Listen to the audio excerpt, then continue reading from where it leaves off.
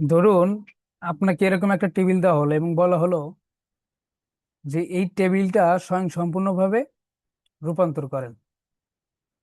তখন আপনি কি করবেন? এখানে আপনার নাম দেওয়া আছে, বেসিক স্যালারি দিয়ে রাখছে এবং এখানে হাউস রেন্ট বেসিকের 50%, মেডিকেল অ্যালাউয়েন্স বেসিকের 60%, কনভেন্স বেসিকের 5%, প্রভিডেন্ট ফান্ড বেসিকের 10%। এখানে তারা দিয়েই রাখছে এবং আপনাকে বলছে যে আপনি এই টেবিলটা সম্পূর্ণভাবে তৈরি করুন। তাহলে আপনি কি করবেন?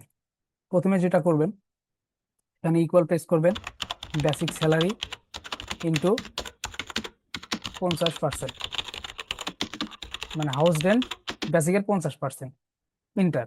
তাহলে দেখেন আমাদের বেরিয়ে আসছে, হাউস রেন্ট বেরিয়ে আসছে। সেম ভাবে এখানে ইকুয়াল প্রেস করব, basic salary into 60% plus inter, আমাদের মেডিকেল বেরিয়ে আসছে। কনভেন্স সেম ভাবে বের করব, ইকুয়াল প্রেস করব, বেসিক স্যালারি ইন্টু 5%, ইন্টার।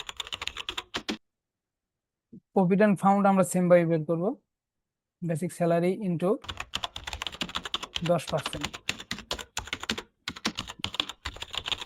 দেখেন আমাদের প্রভিডেন্ট ফান্ডও বেরিয়ে আছে। এখন টোটাল পেমেন্ট আমরা কিভাবে বের করবো? টোটাল পেমেন্ট আমরা যেভাবে বের করব, এখানে ইকুয়াল প্রেস করব, basic salary plus house rent plus medical plus convince minus provident fund. এখন আমরা যদি ইন্টার দিই তাহলে দেখবেন আমাদের টোটাল পেমেন্টটা বেরিয়ে আসবে। ইকুয়াল প্রেস করতে হবে, সাম টাইপ করতে হবে, ফার্স্ট ব্র্যাকেট।